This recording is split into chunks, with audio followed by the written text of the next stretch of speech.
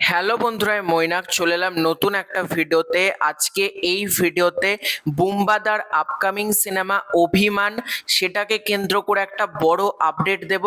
এছাড়াও অভিমানের গান চেনা শহর, সেই গানটা চলে এসেছে, সেই গানটা কেমন লাগলো সেটা নিয়ে কথা বলবো। তাছাড়া ইয়াসরাজ ফিল্মের স্পাই ইউনিভার্সের আলফা ট্রেলার এসেছে, ট্রেলারটাকে নিয়ে কথা বলবো। এবং হেডলাইন যে ট্রেলার এসেছে হইচই বাংলাদেশের আপকামিং সিরিজ, সেই ট্রেলারটাকে নিয়েও কথা বলবো। তার আগে ছোট অনুরোধ করব, তোমাদের যদি ভিডিওটা ভালো লাগে ভিডিওতে একটা লাইক করো, কমেন্ট করো। চ্যানেলে প্রথমবার হয়ে থাকলে চ্যানেলটাকে অতি অবশ্যই কিন্তু আগে সাবস্ক্রাইব করে দিও। প্রথমেই যদি আসি আলফাকে কেন্দ্র করে, আলফা ট্রেলারটা কেমন লাগলো আমাকে যদি এক লাইনে বলতে হয়, আলফা ট্রেলারটা এক কথায় জঘন্য হয়েছে। আর শেষে যেভাবে ঋত্বিকের চোখটা খোলা হলো, তারপর মনেই হচ্ছে মানে ঋত্বিকের ক্যামিওটা যখন দেখিয়ে দেওয়া হলো, এই সিনেমা জেনুইন একটা জালি ছবি হতে চলেছে। সেই জন্য ওয়াইআরএফ কে ক্যামিও পর্যন্ত দেখিয়ে দিতে হচ্ছে। যখন সিংঘাম এগেন ছবিতে এতজনের ক্যামিও দেখিয়ে দেওয়া হলো, তখনই আমি জানতাম ছবিটা বাজে হতে পারে। তো সেটাই কিন্তু হয়েছে।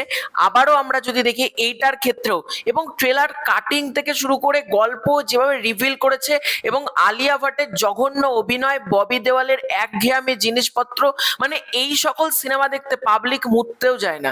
ওয়ার্ড টু, এত বড় বড় কাস্টিং, এত বড় বড় হ্যান ত্যান করে শেষ পর্যন্ত ওয়ার্ড টু ডিজাস্টার। এই সিনেমা জেনুইনলি ডিজাস্টার হবে আমার মনে হচ্ছে, কারণ কন্টেন্ট ওয়াইজ সিনেমাটার মধ্যে কিচ্ছু নেই, একই জিনিসপত্র দেখিয়ে গিয়েছে। আর শেষে ঋত্বিকের চোখটা যেভাবে খোলে, অনেকে লাফাতে পারে, অনেকে চিৎকার করতে পারে, আমার ওই সিনে হাসি লেগেছে লিটারালি। ঋত্বিককে দেখে না, কিন্তু মানে ওয়াইআরএফ এর ডাউনফল দেখে, যে এতটা একটা প্রোডাকশন হাউসের ডাউনফল হতে পারে, যে ক্যামিও পর্যন্ত দেখিয়ে দিয়েছে। সিরিয়াসলি আমার এই ছবি নিয়ে কোনো আশাও নেই, আমি সিনেমাটা দেখতেও যাব না, আমার কোনো ইন্টারেস্টই নেই, মানে আমি লেস বদার্ড এইসব ছবি নিয়ে। এইসব সিনেমা আমি ফ্রিতেও দেখবো না, এত ফালতু আলফার মতন সিনেমা। সার্ভারি ওয়াককে দু একটা ঝলকে দেখানো, আর আলিয়া ভাটের 18 বছর বয়স, মানে ন্যাকামির একটা লিমিট থাকছে না সিনেমাটার মধ্যে। এবং কাটিং থেকে শুরু করে সমস্ত কিছুতে ওই পাঠান, টাইগার, এটা ওটা হলিউডের সিনেমার ছাপে ভর্তি। এইসব সিনেমা জেনুইনলি ফালতু হবে, এটা নিয়ে কোনো ডাউট নেই।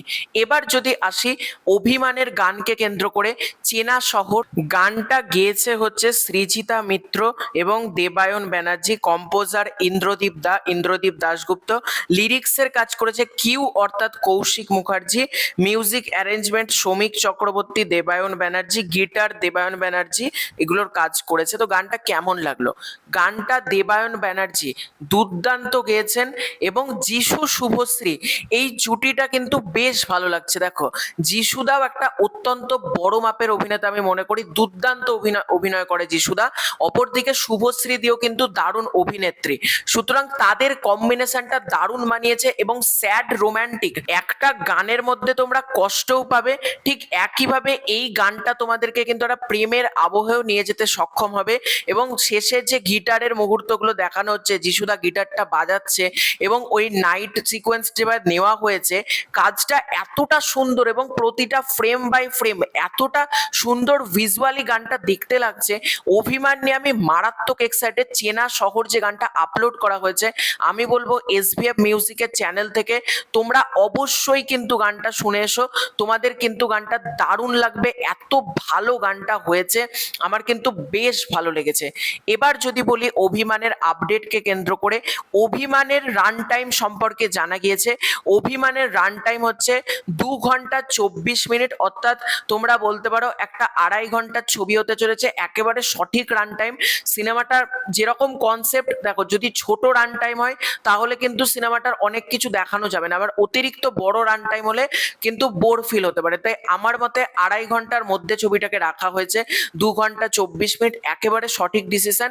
এবং সেন্সর বোর্ড থেকে গ্রেড পেয়েছে কিন্তু UA-13+, অর্থাৎ 13 বছরের উপর থেকে কিন্তু সবাই সিনেমাটা দেখতে পারবে। তো বেশ ভালো রান টাইম পেয়েছে, আর টিকিট কিন্তু খুব তাড়াতাড়ি ছেড়ে দেওয়া হবে অভিমানের। এবার যদি আসি হইচই বাংলাদেশের আপকামিং সিরিজ, সেটা হচ্ছে হেডলাইন, যার পরিচালক সালে সোভান অনিম, এবং এই কাজটাতে আমরা জিয়াউল ফারুক অপূর্ব এবং ইয়াস রোহানকে দেখতে পাচ্ছি।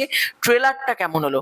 এই ট্রেলারটা কিন্তু বেশ ভালো হয়েছে, মানে যেরকম ভাবে জিয়াউল ফারুক অপূর্ব এবং তোমার ইয়াস রোহান, এই দুজনের কেমিস্ট্রি ট্রেলারের মধ্যে বিল্ড আপ করতে সক্ষম করা হয়েছে, বা এদের দুজনের মধ্যে যে কমেডি পাঞ্চ লাইনগুলো এত সুন্দরভাবে ট্রেলারের মধ্যে ওয়ার্ক করেছে, যেটা কিন্তু বেশ ভালো। এবং এটার গল্প বেসিক্যালি হতে চলেছে একটা খবরের বড় সংস্থা, তারা কি কোনো মাফিয়াদের সাথে যুক্ত, মাফিয়ারা কি এই খবরের চ্যানেলটাকে চালায়, এবং দুজন জার্নালিস্ট বা দুজন সাংবাদিক তারা বিপদে পড়ছে হেডলাইনকে কেন্দ্র করে, হেডলাইন কি হবে এই নিয়ে গল্পটা এগোবে, এবং অনেক কিছু তার মধ্যে টুইস্ট থাকবে, ট্রান্স থাকবে।